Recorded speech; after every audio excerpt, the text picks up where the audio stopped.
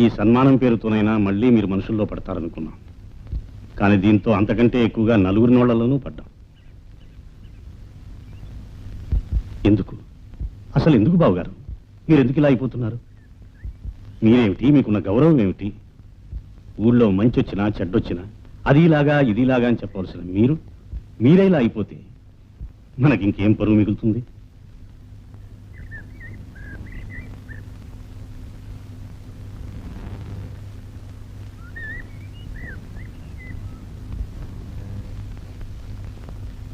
నేను మాట్లాడుతుంటే అలా వెళ్ళిపోతారే?